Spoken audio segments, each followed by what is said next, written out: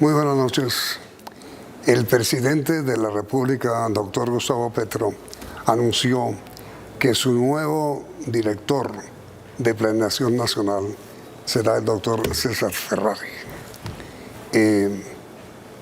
Me parece, con todo respeto, doctor Ferrari, que no muy popularmente conocido en el país. En consecuencia, perdóname si lo molesto con esta primera pregunta. ¿Quién es usted? Mire, yo soy un colombiano por adopción. ¿Adopción? Claro, porque he sido nacionalizado como colombiano. Eso se llama colombiano por adopción. ¿Usted es peruano? Yo nací en Lima, por lo tanto soy peruano de nacimiento. Pero soy de ascendencia italiana, entonces soy nacional italiano por derecho de sangre. Ese es un poco... Italo-peruano-colombiano. Sí, señor. Eso es exactamente lo mismo. ¿Y cuánto hace que vive en Colombia? Hace 23 años. ¿Y por qué vino a Colombia? Porque mi esposa es colombiana y nos conocimos en el África. ¿En África? Trabajábamos en el África, yo trabajaba con el Fondo Monetario Internacional, asesorando a los bancos centrales, primero de Guinea-Bissau y luego de Angola, y ella trabajaba en un proyecto... ¿En Angola? En el África, en el África Occidental. ¿En Guinea también? Guinea-Bissau, antes de eso en Guinea-Bissau, luego en Angola.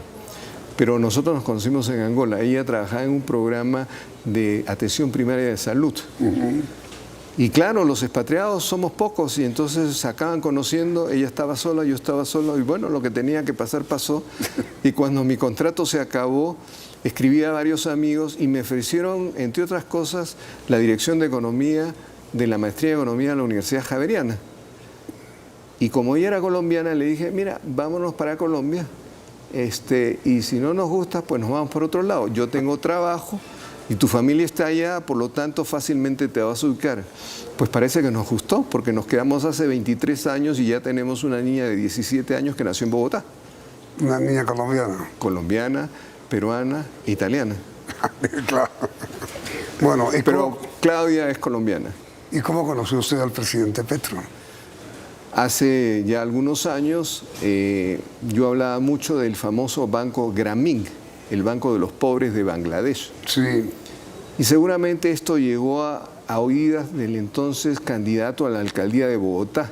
Y él estaba interesado en resolver el crédito para los más pobres. Y le interesó la idea. Y entonces me pidió que hiciéramos una reunión y fue a mi casa con sus asesores, conversamos largamente sobre... ¿Hace 5 años? ¿No? Hace mucho más, cuando fue candidato a la alcaldía. Ah, claro, muchísimo. Claro, hace mucho tiempo. Sí. Bueno, la vía siguió su curso. Mientras tanto, yo le había explicado que era el Grameen, de ahí salió el Banco Capital. Eso no se concretó por muchas razones. Pero la vía siguió su curso. Yo seguí en la docencia en la Javeriana, por las razones por las cuales había venido a Colombia, y él siguió en la política. Y entonces cada uno siguió por su lado. Y qué sé yo, nuevamente yo sigo hablando del Grameen Bank, pero sigo hablando de la reestructuración productiva, de la reestructuración del consumo, de generar un nuevo modelo de economía, de generar un nuevo paradigma para guiar a la gestión económica. En fin, y seguramente estas cosas llegaron a sus oídos y yo escribo mucho, en muchos periódicos, me hacen muchas entrevistas y seguramente de ahí me escuchó, se interesó y me convocó. Ah, pero entonces en el lapso transcurrido entre su primera candidatura, cuando no fue elegido, sino ganó... No, a la alcaldía de Bogotá. Imagínese. Claro, fue hace mucho tiempo. En ese lapso, ¿usted no tuvo contactos con él? No. No. Yo soy un académico. Pero buena memoria del presidente Petro. Bueno, es que eso es un banco realmente importante. El Grameen es un banco impactante. Yo he ido a visitar a Bangladesh en 2 oportunidades y he conocido esa experiencia de desarrollo económico y es fabuloso. Es un banco comercial como cualquier otro, excepto que está diseñado para prestarle solo a los pobres y además presta sin ningún tipo de garantías. Y la condición fundamentalmente para recibir créditos del Grameen es ser pobre. Y eso es fabuloso, tiene 9 millones de clientes, o sea, no es un banquito, es un bancazo. Y administrar ese tipo de bancos es complicado. Bueno, resulta que los dueños de ese banco son los prestatarios del Grameen. El 98% de las acciones, me parece, que están en propiedad de los prestatarios del Gramín. El consejo directivo son de los prestatarios del Gramín. Esa es la característica de esta experiencia de economía solidaria importantísima. Y cuando usted ha tenido ahora, en estos días, no sé, ocasión de hablar con el presidente Petro, ¿qué le ha pedido fundamentalmente? Él me ha hecho varias... En primer lugar, yo creo que coincidimos plenamente en la necesidad de un cambio de la estructura productiva del país y un cambio de la estructura del consumo, que no es poca cosa, que no es fácil, no es sencillo, ni es rápido, toma tiempo, porque requiere un cambio en la dirección de las inversiones. Pero ¿por qué se necesita, a mi juicio, un cambio en la estructura productiva? El presidente habla de pasar de una economía extractivista a una economía productiva. Tal vez yo soy un poco más académico, más preciso, y entonces yo lo digo claramente, tenemos que pasar de tener sectores líderes que son intensivos en capital a otro tipo de sectores que son intensivos en mano de obra.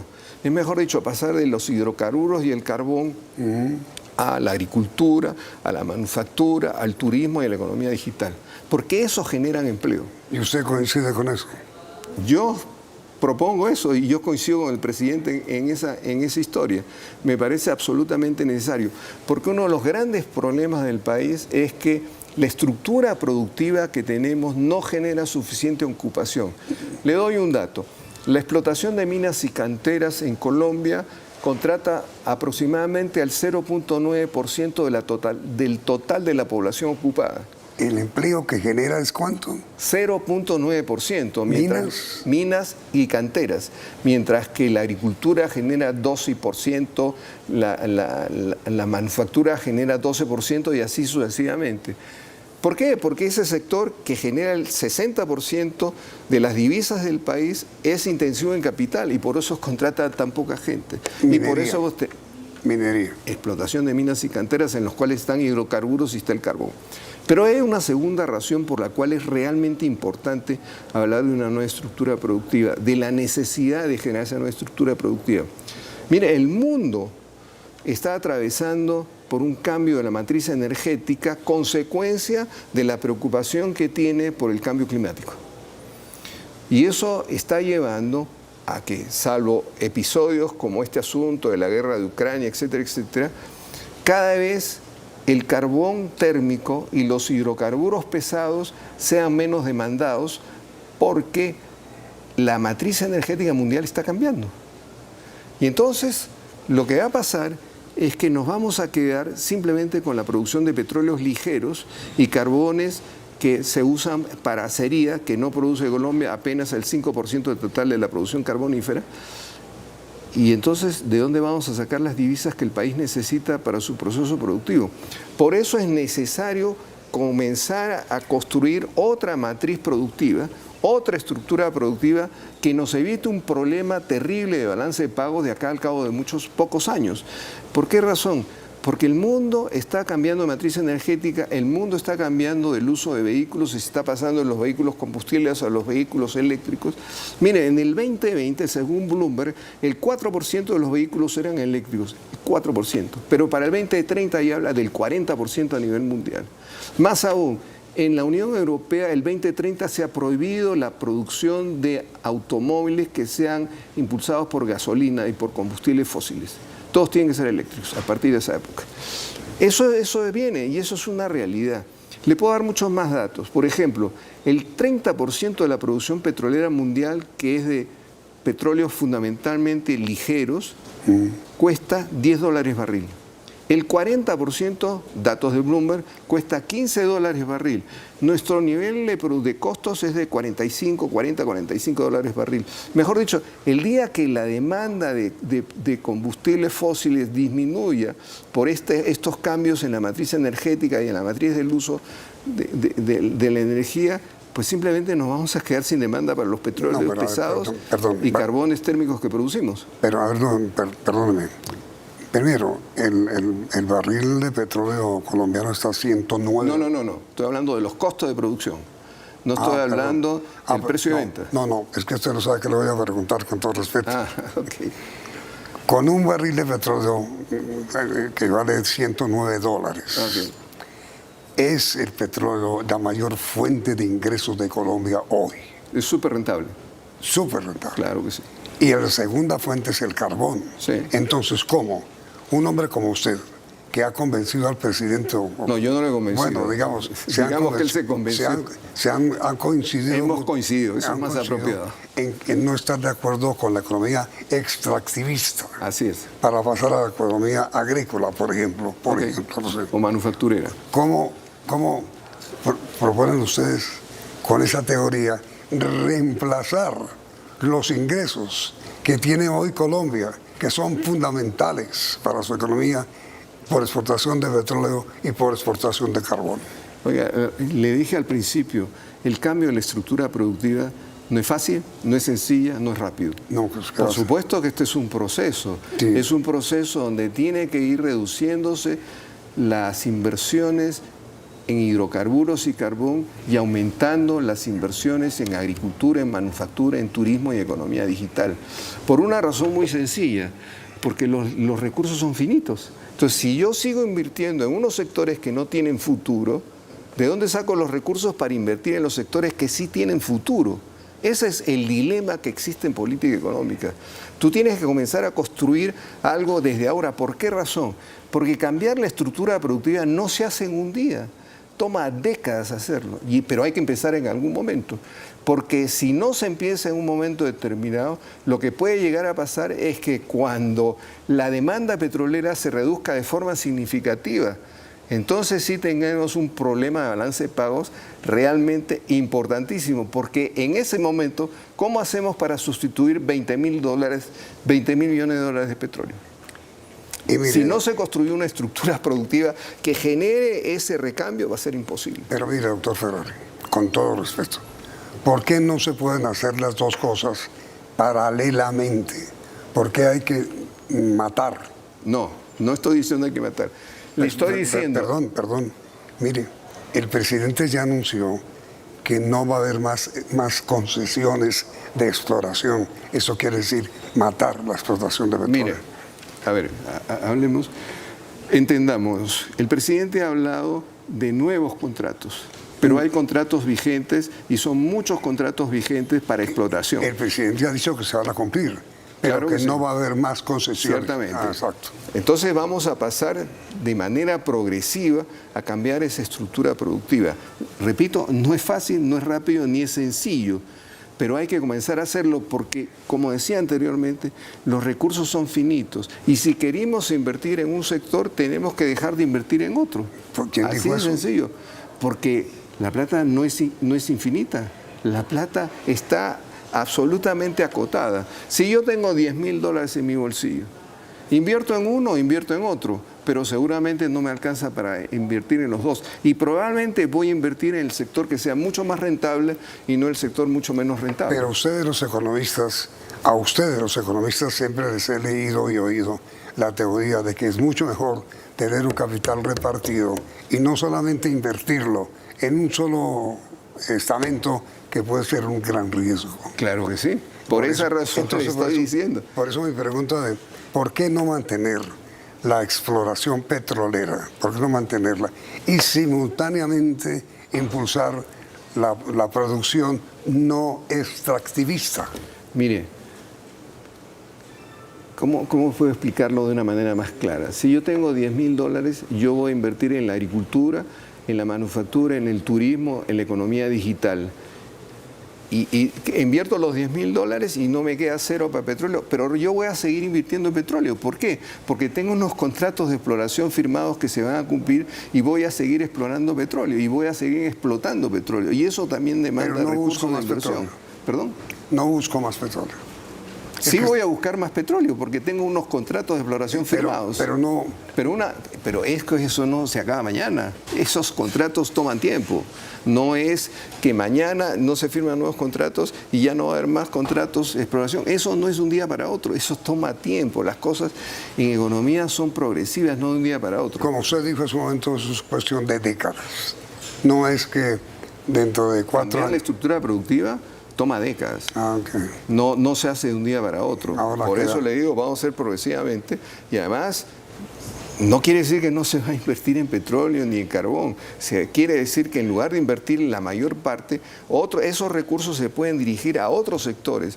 Y entonces sí vamos a tener una canasta mucho más diversificada que la que tenemos ahora. Ahora, usted, doctor Ferrari, tiene a su cargo, o tendrá a su cargo, uno de los grandes faros de la economía nacional, que es el Plan de Desarrollo.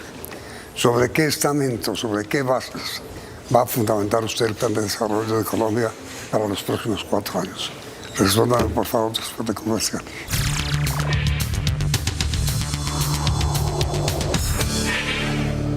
¿Qué debe esperar el país de usted, doctor Ferrari, en su gran propuesta para el Plan de Desarrollo? Bueno, la primera tiene que ver con la reestructuración productiva de la cual hemos estado hablando. Sí.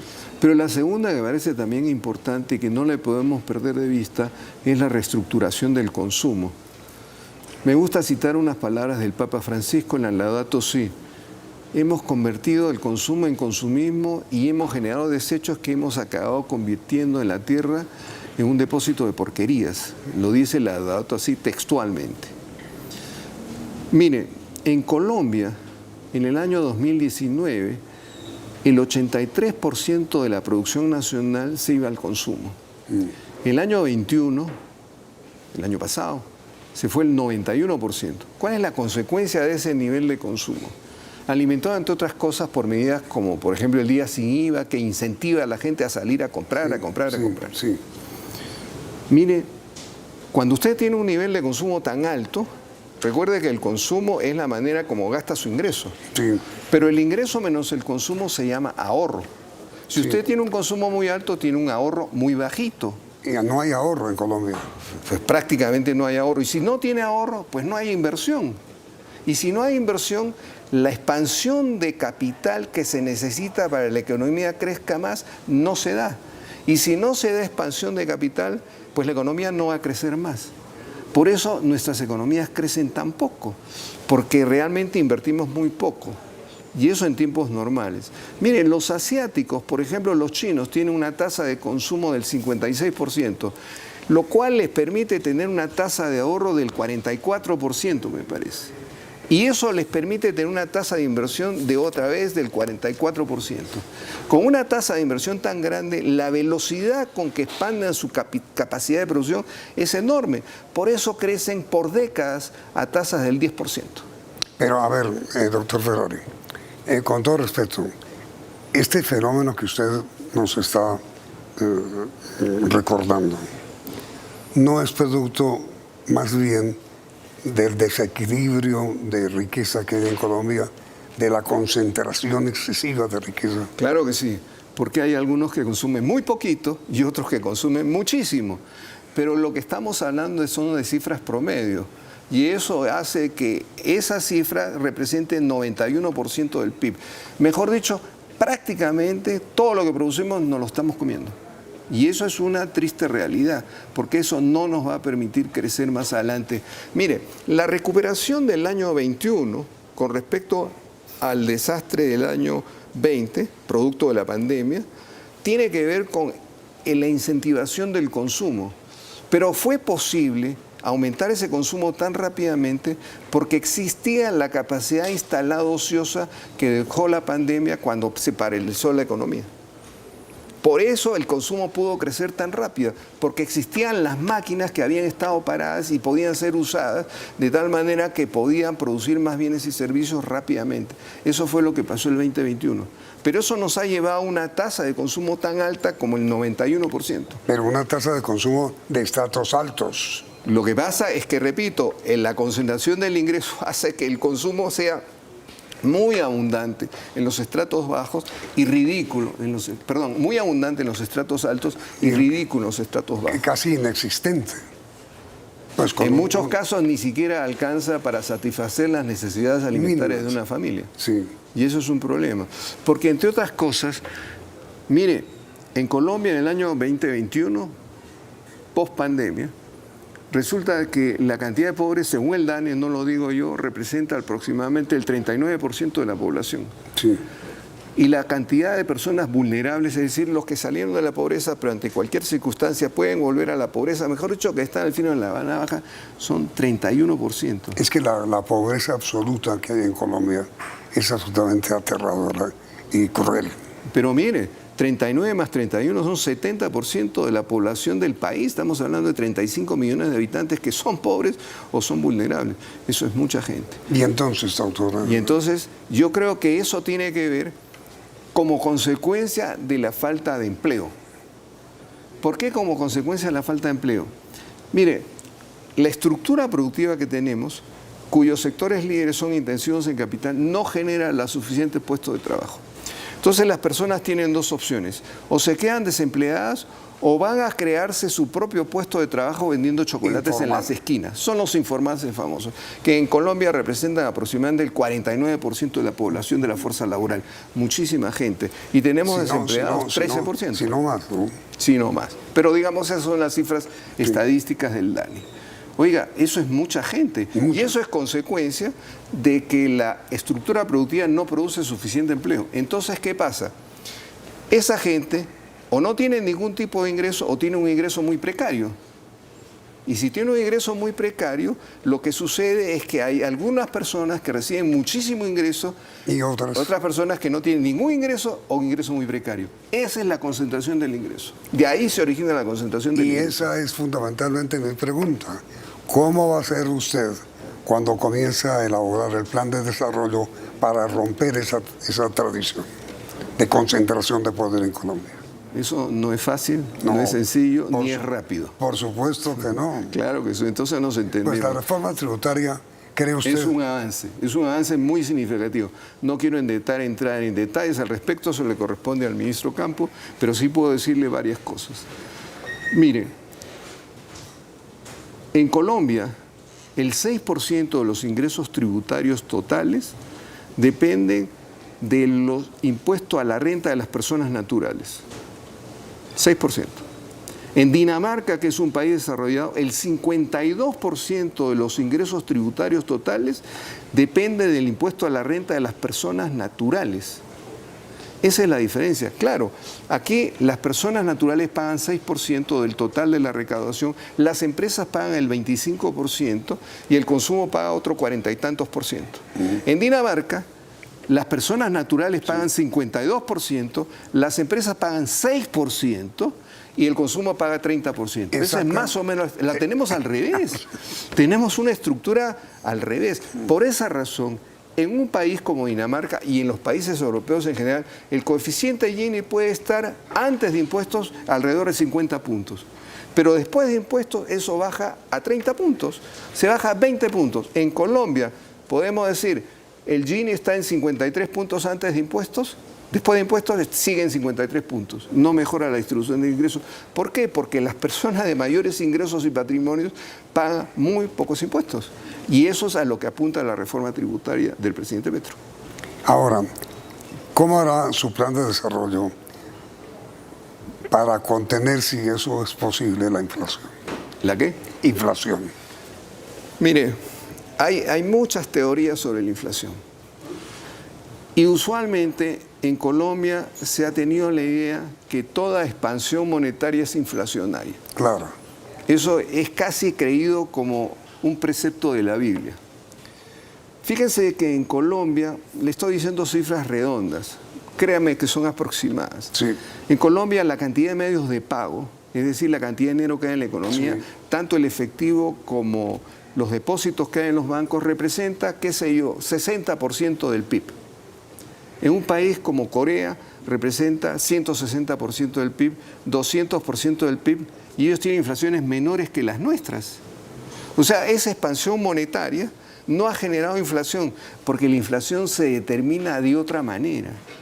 Porque para entender bien, tenemos que estar muy conscientes que nosotros no somos formadores de precios, sino somos tomadores de precios. ¿Y eso qué quiere decir? Que en los bienes que exportamos o importamos, los precios domésticos no se forman entre las demandas y ofertas domésticas, sino se forman básicamente teniendo como referencia los precios internacionales. La tasa de cambio que convierta los precios internacionales en precios domésticos, porque los precios internacionales están en dólares y los precios domésticos están en pesos, los aranceles que hay que pagar cuando se desaduanan los productos, pero además los costos financieros, porque el importador financia todas estas cosas y por eso tiene que pagar un costo financiero. Entonces, cada vez que sube la tasa de interés, lo que hacemos es subir el precio doméstico del bien. Por eso creo que tenemos una teoría al revés de lo que realmente es.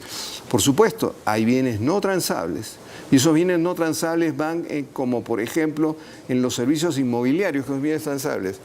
Pero para que realmente tenga un efecto la reducción de la demanda que ocasiona un aumento de las tasas de interés sobre los precios de los no transables, tendríamos que pensar de que esos no transables siempre tienen capacidad instalada plena. ¿Qué quiere decir eso? Ustedes se han paseado por las calles de Bogotá, sobre todo en el norte, y ve, casi en todos los edificios se vende o se alquila, se vende o se alquila. ¿Qué nos está diciendo eso? Que la mayor parte de los inmuebles no se están usando plenamente. Quiere decir que hay capacidad instalada ociosa. Mejor dicho, si viene alguien para ocuparlo, lo puede ocupar inmediatamente. Y entonces eso quiere decir que por más que aumentes o disminuyes la demanda, no necesariamente va a aumentar el precio. Porque el precio se forma de otra manera. Y eso es realmente lo que tenemos. Entonces, todas estas teorías entran en conflicto con la manera como se está tratando de evitar la inflación. Ahora, mire, doctor Ferrari, me ha impresionado tanto sus tesis como seguramente a los televidentes. Infortunadamente el tiempo por hoy se acabó, pero yo sí quisiera seguir conversando con usted. Mucho gusto. Porque le conozco una teoría sobre la necesidad de reindustrializar a la nación. Este es un tema fundamental, porque nos estamos quedando un poco atrás. No, nos quedamos atrás. Exacto. Espera. Entonces, lo invito para continuar grabando y lo transmitimos mañana. ¿Cómo no? Con mucho gusto. Y a ustedes televidentes, entonces, gracias por la sintonía y los espero mañana con el doctor Ferrari, segunda parte de la entrevista, y los invito por ahora a continuar aquí, en Noticentro 1. Sí.